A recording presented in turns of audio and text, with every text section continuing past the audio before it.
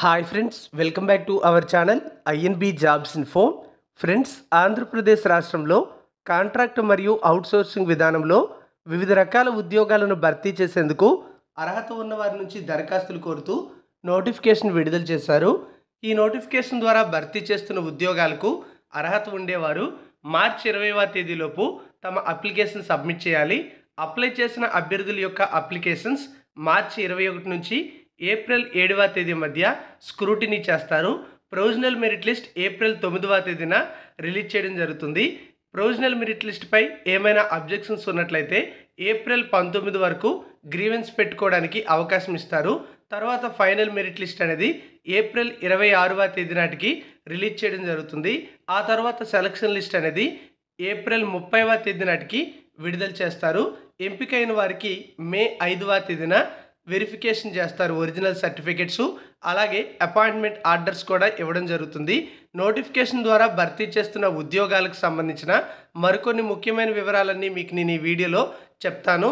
వీడియోను పూర్తిగా చివరి వరకు చూసి ఎలిజిబిలిటీ ఇంట్రెస్ట్ ఉంటే అప్లికేషన్ పెట్టుకోండి. కంప్లీట్ నోటిఫికేషన్తో పాటు అప్లికేషన్కి సంబంధించిన లింక్ అనేది డిస్క్రిప్షన్లో ఇవ్వడం జరిగింది. దానిపై క్లిక్ చేసి డౌన్లోడ్ చేసుకోండి. ఈ వీడియో ఎవరికైనా ఉపయోగపడవచ్చని మీకు అనిపిస్తే వాళ్ళందరికీ కూడా చేరే విధంగా షేర్ చేయండి. మీరు మన ఛానల్ని ఇంతవరకు సబ్స్క్రైబ్ చేసుకోకపోతే సబ్స్క్రైబ్ చేసుకుని పక్కనే వచ్చే బెల్ ఐకాన్ని యాక్టివేట్ చేసుకోండి. ఫ్రెండ్స్, ఈ నోటిఫికేషన్ ద్వారా మొత్తం 43 పోస్టులు భర్తీ చేస్తున్నారు.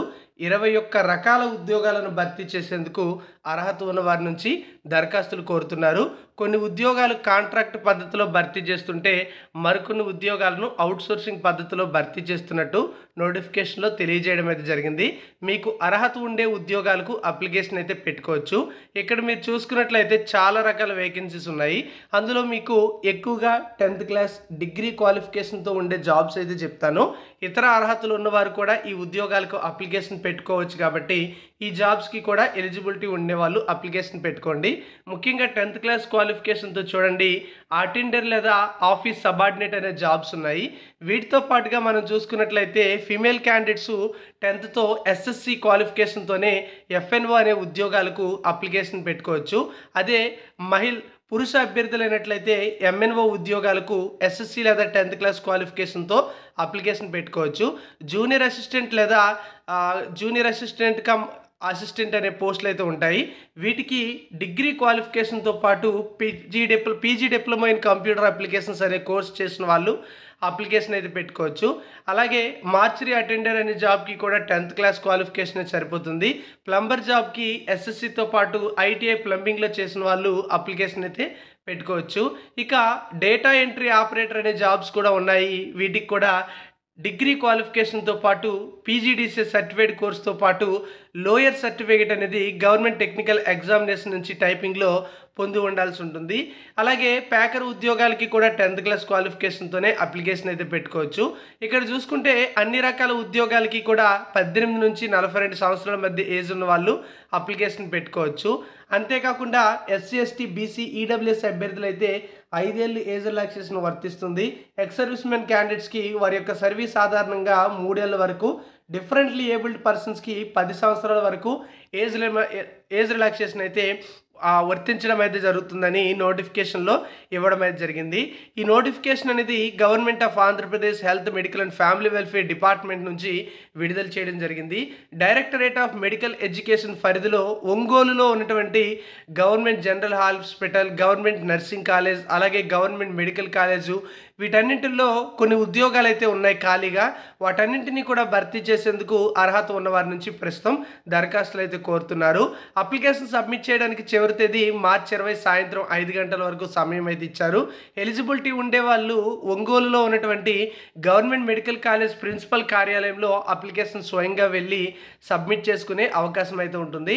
చూస్తే మనకి టోటల్గా 43 వేకెన్సీస్ ఉంటే ఇందులో అటెండర్ లేదా ఆఫీస్ సబార్డినేట్ 7 పోస్టులు, audiometry technician post 1, dark room assistant 1, dialysis technician 1, ECG technician 1, electrician లేదా మెకానిక్ 1, ఎఫ్ఎన్ఓ 4 పోస్టులు, జూనియర్ అసిస్టెంట్ లేదా కంప్యూటర్ అసిస్టెంట్ పోస్టులు 4, lab attendant 4, MNO 3, mortuary attendant 1, optometrist 1, packer 1, plumber, radiographer, speech therapist, stretcher bearer లేదా bye ఇవన్నీ కూడా ఒక్కొక్క పోస్టులో ఉన్నాయి. థియేటర్ అసిస్టెంట్ పోస్టులు 5 ఉన్నాయి. టైపిస్ట్ లేదా డేటా ఎంట్రీ ఆపరేటర్ ఒక పోస్టు, రేడియేషన్ సేఫ్టీ ఆఫీసర్ ఒక పోస్టు, హౌస్ కీపర్ లేదా వార్డెన్ పోస్టులు అనేవి 2 పోస్టులు. టోటల్గా 43 వేకెన్సీస్ ఉన్నాయి. 10th క్లాస్తో ఏవైతే జాబ్స్ ఉన్నాయో వాటన్నింటికీ కూడా 15,000 రూపాయలు శాలరీ అయితే ఇస్తారు. లీస్ట్ శాలరీ అదే, ఇంకా ఎక్కువ శాలరీ అనేది పోస్టులను అనుసరించి ఉండడం అయితే జరుగుతుంది. ఇందులో కొన్ని ఉద్యోగాలు డిగ్రీతో ఉన్నాయి కదా, వాటికి 18,500 రూపాయల శాలరీ ఉంటుంది. అంటే data entry operator, junior assistant computer assistant ఉద్యోగాలు ఉన్నాయి కదా, వాటన్నింటికీ కూడా 18,500 రూపాయల శాలరీ ఉంటుంది. మిగతా ఉద్యోగాలు ఉన్నాయి కదా, వాటికి రిలివెంట్ క్వాలిఫికేషన్స్ అయితే ఉండాల్సి ఉంటుంది. సో మీకు ఈ ఉద్యోగాలలో ఏమైనా క్వాలిఫికేషన్స్ ఉన్నట్లయితే అప్లికేషన్ అయితే పెట్టుకోండి. చూడండి, ఇక్కడ మనకి పోస్టుల వారీగా క్వాలిఫికేషన్స్ అనేవి క్లియర్గా మెన్షన్ చేయడం జరిగింది. మీకు నేను 10th, ఐటీఐ, డిగ్రీ వంటి క్వాలిఫికేషన్స్తో ఉండే పోస్టులకు సంబంధించిన డీటెయిల్స్ అయితే ఎక్స్ప్లెయిన్ చేశాను. ఇంకా చాలా రకాలైతే ఉన్నాయి. వీటిల్లో కూడా ఎవరికైనా ఎలిజిబిలిటీ ఉంటే అప్లికేషన్ అయితే పెట్టుకోవచ్చు. అయితే అప్లై చేసే అభ్యర్థులు ఓసీ అభ్యర్థులైనట్లయితే principal government medical college Ongole అనే పేరు మీద 300 రూపాయల ఫీజు అయితే పే చేయాల్సి ఉంటుంది. మిగతా SC, ST, BC, physically challenged candidates అందరూ కూడా 200 రూపాయలు ఫీజు పే చేయాలి. ఎలాంటి రాత పరీక్ష కూడా ఉండదు. కేవలం మెరిట్ ఆధారంగా భర్తీ చేస్తారు. గతంలో పనిచేసిన అనుభవం ఉన్న వారికి సర్వీస్ సర్టిఫికేట్ యాడ్ చేస్తే వారి యొక్క సర్వీస్ ఆధారంగా వెయిటేజ్ మార్కులు అయితే యాడ్ అవుతాయి.